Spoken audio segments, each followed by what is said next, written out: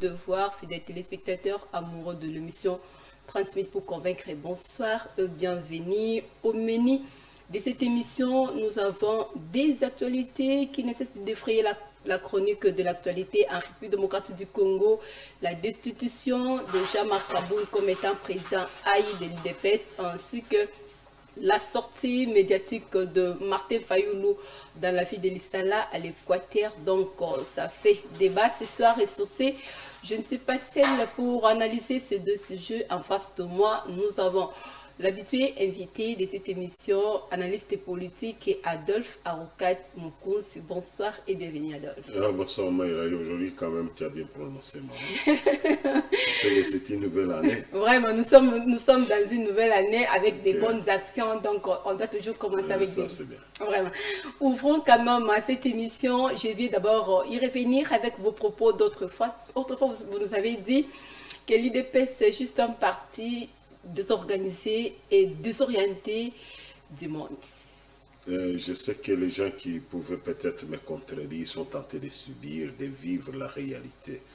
Peut-être que j'étais encore en théorie, mais ils sont tentés de vivre la pratique. Vraiment. Il faut tout simplement rentrer à l'intérieur, voir tout ce qui est tenté de se passer, et même concernant la thématique d'aujourd'hui, concernant la suspension, l'exclusion même du parti de Jean-Marc Kaboul. Vous comprenez déjà que vous êtes en train de me rejoindre. Parce que un parti politique, il a besoin comme objectif conquérir le pouvoir, les garder le plus longtemps possible. Mais malheureusement pour nos frères de l'IDPS, ils ont eu le pouvoir. Je dis bien ils ont eu le pouvoir parce qu'ils n'ont pas conquis, je l'ai toujours dit. Il y a quelqu'un qui peut me prouver image à l'appui, il va me faire voir les cadres de l'IDPS en train de battre campagne pour que le président Félix Antoine Tshisekedi devienne président de la République. Ces images n'existaient pas. C'est lui-même qui faisait ces campagnes accompagnées des caméras. C'est-à-dire, l'IDPS a eu le pouvoir. Ça a été le commencement de toutes les organisations au sein de l'IDPS. C'est un parti les mieux désorganisés du monde. Pourquoi? Parce que vous voyez d'abord que quand ils ont besoin d'acquérir le pouvoir, ils ne l'ont pas fait. Pour preuve, ils ont aligné que moins de 250 candidats sur 500 qui devraient être dans la députation nationale. Donc déjà, ils n'avaient pas besoin d'avoir même la moitié de la députation. Donc pour moi, c'est ce que je dis, je sais ce que j'ai dit. Et maintenant qu'ils sont au pouvoir, ça fait déjà plus de 3 ans, qu'est-ce qu'ils sont en train de faire sur le terrain pour reconquérir les terrains qu'ils avaient perdus, pour recouvrer l'IDPS d'Étienne Tshisekedi. L'IDPS, quand vous arrivez à Bumba, vous voyez l'IDPS. Quand vous arrivez à Inongo, vous voyez l'IDPS. Quand vous arrivez à Kisangani, vous voyez l'IDPS. Quand vous voyez à l'Est, c'est l'IDPS. Quand vous arrivez dans le Bas-Congo, c'est les bastions de l'IDPS. En réalité, cette IDPS-là d'Étienne Tshisekedi n'existe plus. Ça n'existe plus. Ils ont juste détourné la vision ou bien qu'est-ce qui se cache moi en dessous de tout ça? Je pense que peut-être qu'au début, déjà, quand ils ont commencé, ils avaient mal compris parce que le socialisme fait que le pouvoir revienne à la base. Ça, c'est le socialisme depuis Karl Marx qui avait commencé ces histoires avec les classes des prolétaires qui devraient dominer sur la classe dirigeante ou sur les riches. Or, le système de prolétariat qui domine sur les riches n'a jamais développé le pays. À moins que les Chinois ont compris, ils ont fait le socialisme d'une autre manière de Mao Zedong, ils ont des résultats qu'ils ont trouvés. Alors, je crois que Tshisekedi, en étant socialiste, et à cette période, s'inspirant plus de la Russie, il avait compris que le pouvoir devrait commencer par la base. Or, nous avons une base qui est incontrôlée, une base qui n'est pas formée, une base qui n'a pas... Je parle de l'éducation sur le plan éducationnel et non pas l'éducation sur le plan mentalité. Parce que je pouvais dire qu'il n'est pas éduqué, on dirait qu'il a insulté, alors que je voulais parler tout simplement de la formation et avoir une acquisition psychologique et mentale bien assise. Et je sais qu'à ce moment-là, on pouvait avoir la base qui pouvait contrôler les sommets. Or, nous avons cette base-là qui ne connaît rien sur le plan politique. Une base qui ne connaît pas, qui ne connaît rien sur le plan thématique et diplomatique. Et c'est cette base qui va s'improviser pour contrôler les sommets. Et c'est là où il y a les désordres. Partant étant que parti Union de démocrates au progrès social, s'il faut alors d'abord analyser les progrès de leur même propre parti, sont au progrès ou bien on subit juste les conséquences le contraire même du progrès? Mais vous savez, je vous ai dit que c'est un parti les mieux désorganisé parce qu'il devrait avoir un plan d'action déjà tracé pour dire qu'un jour, quand nous allons avoir le pouvoir, nous allons commencer par tel domaine, d'une manière précise. Or, pour commencer par ces domaines-là, il fallait qu'il puisse avoir aussi les moyens d'action. Or, les moyens d'action pour concrétiser ce qu'il voulait, c'est qu'il devrait avoir autant de députés parce que nous sommes dans un système semi-présidentiel et semi-parlementaire. Mais c'est pour paraphraser peut-être Beauchamp qu'on a refusé, en réalité avec la Constitution, c'est le Premier ministre qui a plus de pouvoir, primo-ministériel.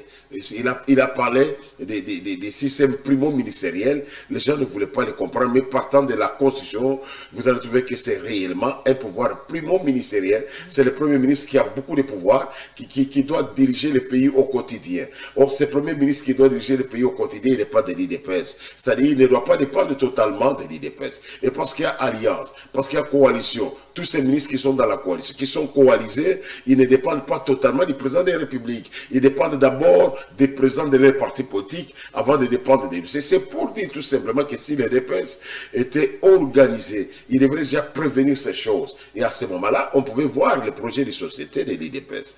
Mais jusqu'à ce moment, nous voyons que c'est un parti qui tâtonne. Même les gens qui ont des ministères membres de l'IDPS, ils sont en train de tâtonner. Ils ne nous prouvent rien. Et même sont en train de se contrer. Vous voyez comment est-ce qu'ils menacent Tony Mwaba. Ils ont menacé Eteni Longondo. Et tous ces messieurs-là qui étaient membres de l'IDPS n'ont jamais démontré l'idéologie même de l'IDPS qu'ils avaient. Donc pour moi, il manquait d'abord l'école de formation pour les cadres de l'IDPS, afin qu'ils puissent mettre en pratique ce qu'ils concevaient comme plan de société. Voilà, hier on pouvait dire que c'était juste un rêve, mais aujourd'hui le rêve est changé au moins à une réalité vivante, s'il faut le dire. La commission de discipline de l'IDPS a au moins pris une décision de faire déchoir Jean-Marc Kabound comme étant président AI de l'IDPS. Est-ce que la procédure est bien respectée pour être exclu comme étant président du parti? Vous savez, avant que d'abord qu'on puisse arriver à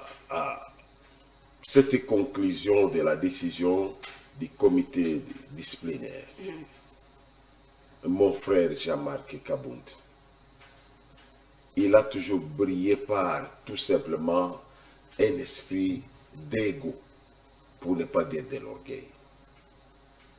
Vous savez que Jean-Marc Kabound, quand il a été décidé perchoir de l'Assemblée nationale, il a été appelé pour justifier, il n'a jamais voulu. Il n'a rien refusé. Donc pour lui, le monde doit dépendre de sa manière de vivre. C'est lui qui établit les normes, il établit des règles, il établit la manière de faire. Or, dans une société, quand c'est un atout, il y a des règlements d'ordre intérieur auxquels vous devez vous référer. Mais lui ne veut pas se référer.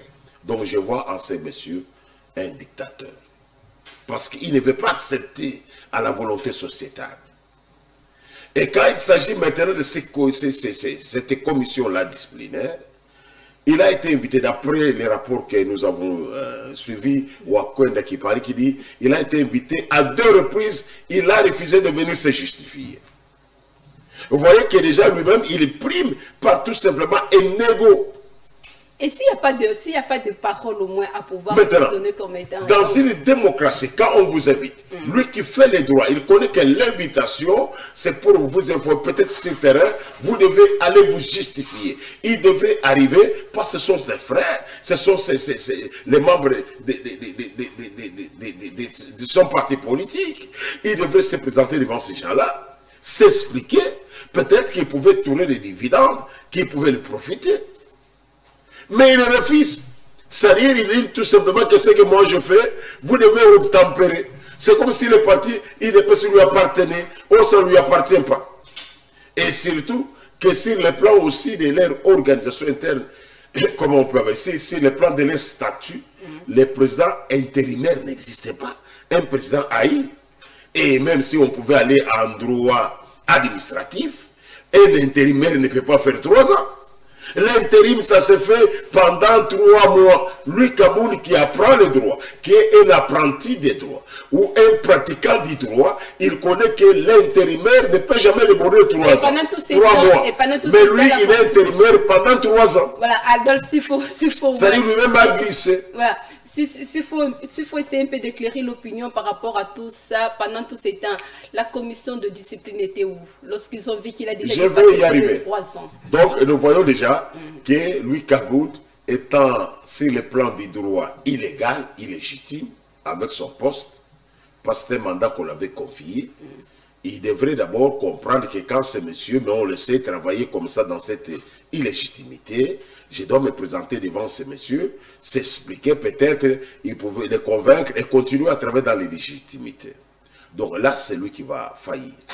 Deuxième chose, c'est le problème maintenant de cette commission de discipline. Comment quelqu'un qui a commis une faute, au lieu de les sanctionner, vous allez même l'exclure du parti. Or, Étienne Tshisekedi de son vivant, il n'a jamais exclu quelqu'un du parti. Qu'il me donne un cas. Pendant son vivant, on parlait toujours de l'auto-exclusion, auto-personnelle. C'est-à-dire, l'homme lui-même, il s'exclut du parti. Et non pas, le parti n'excluait personne. Mais c'est la première fois où Akonda et ses acolytes, ou peut-être ses compagnons de service, qui se réclament des Tshisekedistes, ils nous ont prouvé qu'ils n'ont pas l'idéologie des Tshisekedi. Tshisekedi n'a jamais exclu quelqu'un de l'IDPS. C'est la première fois que je vois, avec le vieux Wakonda, que nous croyons le patriarche, qui pouvait être des sages et gardiens même de l'idéologie Tshisekediste. Ils ont tapé à côté. C'est pour la première fois qu'il commence. Mais à ce moment-là, ça devient de la jalousie. Ça devient de la haine. C'est-à-dire, comment est-ce que quelqu'un, même s'il n'est pas venu se justifier, il a plusieurs postes à défendre. Il est non seulement président haï de l'IDPS, mais il a encore un poste au niveau de l'Assemblée nationale. Voilà, voilà. Et ça va leur causer. Je sais que vous allez poser la question. Je signale déjà que le monsieur de l'IDPS, quand vous me suivez, croyez qu'il y a possibilité que vous perdiez aussi même ces postes de vice-président. C'est-à-dire, ces messieurs vous n'êtes pas nombreux, vous êtes que 26. Et avec vos alliés, vous faites une quarantaine, vous n'allez pas sortir encore un vice-président de l'Assemblée nationale. C'est-à-dire, il y a risque que vous perdiez même ces postes, parce que vous n'allez pas intimider tous ces gens-là pour les dire, continuons toujours à nous voter, nous les DPS. C'est comme si les DPS étaient imprimés sur eux. Donc, vous voyez que c'est déjà l'erreur grossière. Partant des décisions, Adolphe, partant au moins des décisions prises par le parti UDPS face à Jean-Marc Kaboun, est-ce que l'Assemblée nationale appliquera aussi la même décision pour de choix Jean-Marc Kaboun au poste de premier vice-président de l'Assemblée nationale? Mais si nous allons à la jurisprudence appliquée déjà par la Cour constitutionnelle, et qui nous a dit que le mandat d'un député est impératif. Prenons le cas des députés FCC, qui, étant peut-être auto-exclus des FCC, ils gardent leur mandat. C'est-à-dire, nous avons déjà une jurisprudence. Et cette jurisprudence peut faire que Kaboun exclut de l'IDPS parce qu'il n'est pas sorti de l'IDPS, puisse garder aussi son mandat.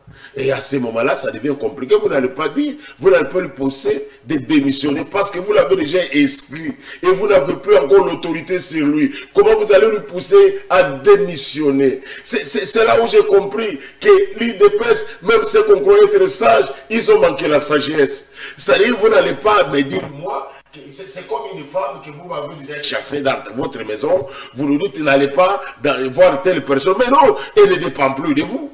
Elle est autonome, indépendante. Elle fera ce qu'elle veut. C'est-à-dire, à un certain moment, l'IDPS devrait avoir des têtes pensantes qui pouvaient réfléchir plus loin. Comprendre qu'est-ce que nous sommes en train de faire. Parce qu'il y a l'implication électorale, comme je le disais. Avec ces implications électorales, Jean-Marc Kaboun était un homme influent. Souvenez-vous que ce monsieur, il a baratiné les gens de FCC. FCC considère Jean-Marc Kaboun comme leur porte-étendard ou leur protection. Et maintenant, On va balancer qui c'est lui qui est jury, les FCC du matin au soir, vous les balancez pour qu'ils disent GFC. Et les gens des FCC ne sont pas des imbéciles. Ils ne vont pas accepter cette personne. Ils vont chercher quelqu'un qui va les protéger. Et ça ne sera pas l'IDPS. L'IDPS aurait perdu si Kabound acceptait de démissionner de ses postes, parce que lui avait déjà dit qu'il va démissionner. Il avait déjà démissionné sur les réseaux sociaux. Il restait de démissionner officiellement. Et maintenant qu'on a donné l'occasion, il peut démissionner officiellement. Et la suite sera comment? La suite sera que l'IDPS va perdre le poste du vice-président de l'Assemblée nationale, qui est un poste stratégique. Stratégique, pourquoi? Parce que c'est l'administration même de l'Assemblée. Donc je crois que l'IDPS est en train de préparer son échec. Merci beaucoup, Adolphe. Alors, est-ce que Jean-Marc Kabound, au parti de l'UDPS, n'est pas au moins une manière aussi de créer son propre échec aux élections de 2023, vu les enjeux et les dangers de l'ère actuellement? Mais je pense qu'envoyer déjà les conditions socio-économiques de Jean-Marc Kabound, il peut toujours postuler comme indépendant et avoir des voix. Parce que vous connaissez les élections au Congo, ce n'est pas lié aux partis politiques. Les élections au Congo, c'est lié aux individus et aux moyens financiers. Vous n'allez pas me dire que Nero Mbungu, je le cite, parce que c'est un homme qui sort souvent avec brio à Kisensu. Il faisait partie du parti politique le plus aimé par la population. Les gens étaient contre les gens du PPRD, mais ils ont voté massivement. C'est parce qu'il a mis des moyens. Et si Jean-Marc Kabound avec les possibilités qu'il a maintenant, parce que j'ai vu sa maison qu'on nous a dit, entre guillemets, qui a été pillée, parce que moi je refuse que cette maison n'a jamais été pillée, pour pas la manière qu'on a présenté en tant que spécialiste des médias, et aussi en tant que criminologue, j'ai compris que sa maison n'a jamais été pillée. C'était un montage. Ça, c'est ce que moi je crois. Maintenant, en voyant ces possibilités que Jean-Marc Kabound possède, il peut aller en indépendant, ravir des voix et sortir député. Tout comme il est inscrit, il peut entrer même dans les PPRD. Personne ne peut l'empêcher. Et si vous avez besoin de seuil, il va faire des voix avec les seuils qu'il peut récolter du PPRD, il peut sortir. Comme étant quelqu'un qui maîtrise quand même le danger, le secret même du parti de l'UDPS, ne pensez-vous pas que c'est vraiment un danger pour l'UDPS aux élections de 2023? Aujourd'hui, ils ont quand même un adversaire connu qui ne appartient plus au moins au parti UDPS comme auparavant. Non, mais vous savez, d'abord, le problème est que je crains tout simplement le fait de minoriser l'électorat de Félix Etienne Tshisekedi ou Félix Tshilombo Tshisekedi. Parce que quand vous êtes en train d'exclure tous ces gens-là, vous êtes en train d'amoindrir ses chances. Et vous-même, ce parti qui n'est pas mieux implanté, vous êtes en train de vous discréditer. Donc pour moi, ce n'était pas le moment pour exclure Jean-Marc Kabound du parti. Il pouvait être suspendu parce qu'il a commis des gaffes. Ce qu'il a fait, ce sont des histoires qui sont vraies, vérifiables. Je vous avais dit dans l'autre émission que quand on désarme la garde républicaine, on a désarmé le président de la République. Ça frise un coup d'État. C'est ce que les gens n'ont pas compris. On ne touche pas aux gardes républicains parce qu'ils sont là pour protéger le président et sa famille. Donc là, c'était gravissime. Mais maintenant, malgré que cet homme de votre obédience a fait cela, il fallait tout simplement les suspendre et lui laisser dans les partis politiques. À ce moment-là, vous allez lui maîtriser. Il peut faire de bruit, il peut faire des tralala. Mais du fait que vous l'avez dit, nous avons besoin de toi, nous t'avons montré notre amour. En te montrant notre amour, tu restes dans les partis en tant que quelqu'un qui a commis des gaffes. Nous avons voulu tout simplement te maîtriser par les lois. Mais dire que nous vous excluons du parti, sur base de quoi? Dans un parti politique, il y a tout le monde. Il y a des voyous, il y a des fous, il y a des vrais, il y a des voleurs. Tous ceux qui nous votent, est-ce que vous les connaissez? Il y a même des bandits. C'est pourquoi les prisonniers votent. Pourquoi ils votent alors qu'ils sont des prisonniers? C'est-à-dire, quand on a donné la possibilité à un prisonnier de voter, c'est-à-dire on a permis même à un bandit, à un hors-la-loi, à un psychopathe, ou à quelqu'un qui a récidivé, un récidiviste, pour qu'il puisse voter. Alors, même comment vous allez inscrire cette personne-là des partis politiques? C'est là où j'ai trouvé que ce n'était pas l'occasion. Pour moi, il fallait laisser Jean-Marc Kaboun dans le parti, les suspendre bien parce qu'il a tellement monté, il fallait lui rabaisser. Voilà, il fallait le rabaisser avant de chuter avec au moins le tout premier sujet pour entamer notre deuxième sujet. Bien que le président de la République aussi fait partie de ce pays, du parti de l'Union, de l'IDPS au moins, est-ce qu'il a un mot à dire ou bien une mesure de grâce par rapport à la décision prise par le parti? Non, non, le président de la République actuel, il n'est plus membre de l'IDPS. S'il va dire et moi aussi l'IDPS, il aura ipso facto violé son serment. Parce qu'il n'est plus le président de l'IDPS. Il n'a même pas le droit de dire et moi aussi l'IDPS. Ça ne lui appartient pas. Lui, il parle la nation, il parle la République, il parle la RDC, il ne peut jamais parler de l'IDPS. Mais par un système détourné, il va écrire une lettre et quand nous découvrons cette lettre-là, nous comprenons tout simplement qu'il a violé son serment. Et c'est qu'il ne sera pas bon. Donc, en réalité, même ceux qui sont dans l'entourage du président de la République, parce que j'ai vu un monsieur, je ne sais pas s'il est du Haut-Katanga ou de Tanganyika, qui disait que nous demandons à l'autorité morale d'intervenir. Imaginez un peu de telles histoires. Vous qui aspirez à être au pouvoir, vous ne savez même pas le fonctionnement du pouvoir. C'est-à-dire quand tu seras aussi au pouvoir, tu vas commencer à intervenir dans les choses concernant les partis politiques. Mais ça, c'est écœurant. C'est pourquoi je dis qu'il faut former ces messieurs-là. Heureusement que mon homo Mouzito avait commencé ces choses, il a abandonné. Il faut louer même mon frère Mouzito.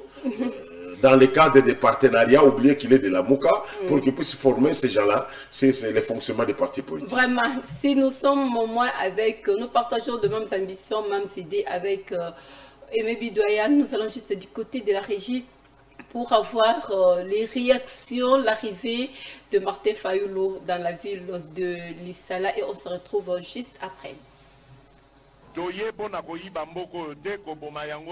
D'ailleurs, eloko akobomeza susu te po ese kufa. Bandeko na ngai moto akosa bino te. Congo ekufa te. Toyokani? Est-ce que Congo ekufa? Est-ce que moto akoboma ngo azali? Oyo alingi komiboma soki alingi yango amiboma ye moko. Mais Congo te. Toyokani? Mboka ezali tokosala makasi po kobongisa mboka oyo. Yango wana bana ya Lisala na yelibino. Merci beaucoup, Aimé Bidoya. Nous sommes de retour sur ce plateau. Alors, vous avez suivi avec beaucoup d'attention les réactions de deux personnalités en République démocratique du Congo.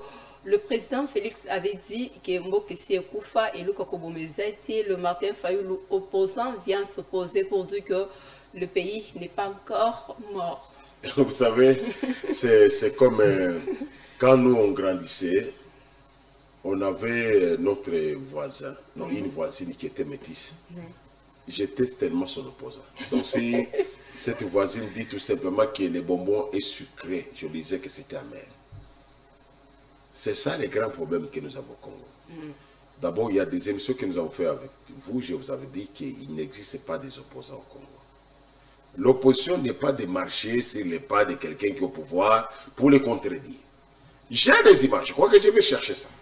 Où Martin Fayulu déclare, Monsieur Martin Fayulu m'a dit ceci. Kabila Abumamboka Oyo. Ça, ce sont ses paroles.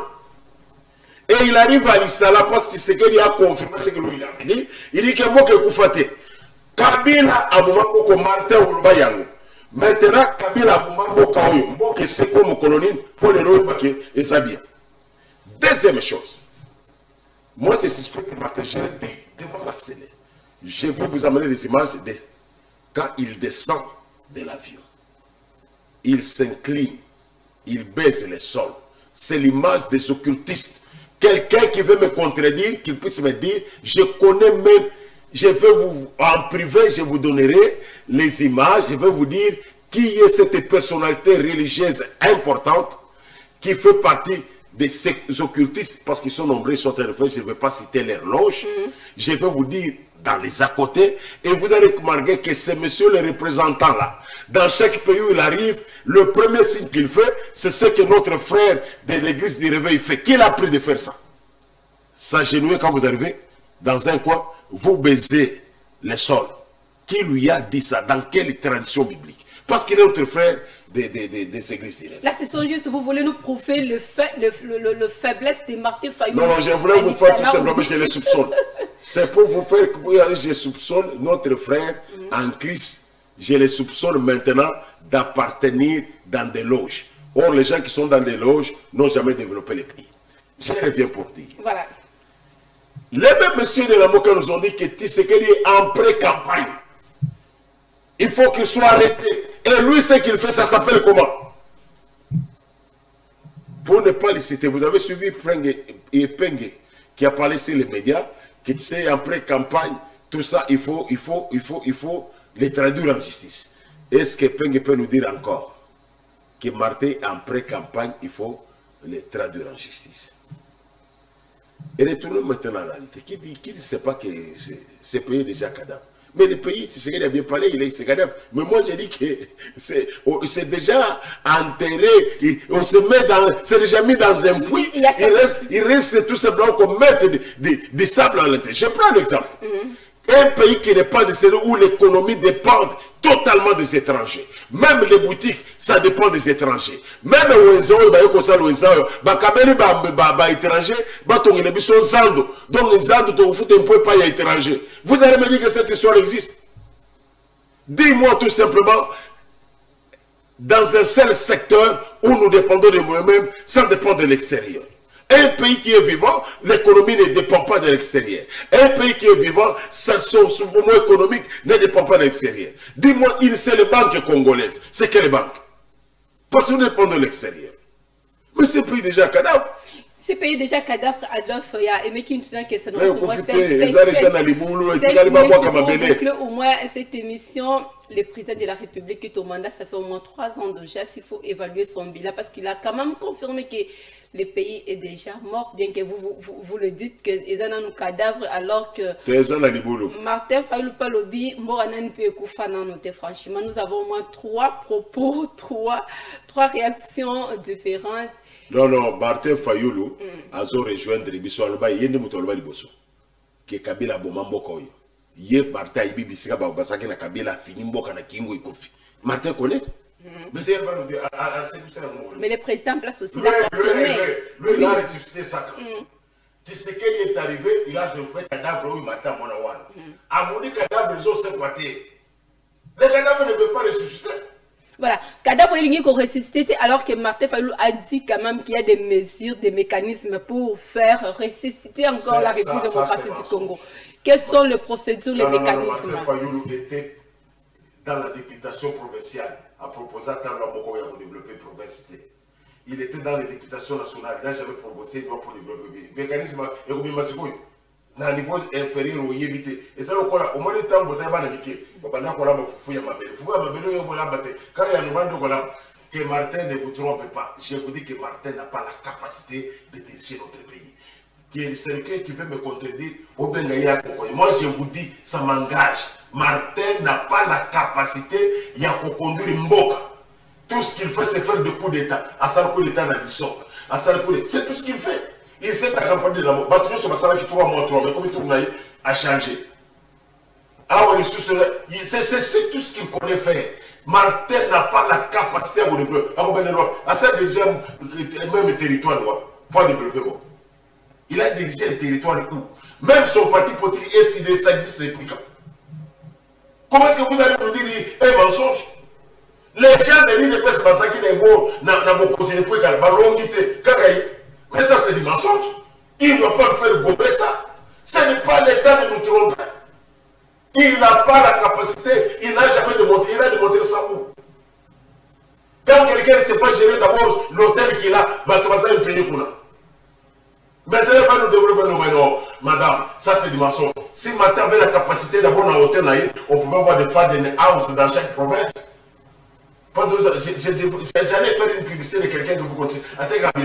On a vu qu'il y a la boutique et comme on a Bumbashi. En ce que nous faisons en France, voilà quelqu'un qui a maîtrisé la chose. Hôtel et mon copain. À terre, on a beaucoup de mots. Mais il n'a pas la capacité. Merci beaucoup.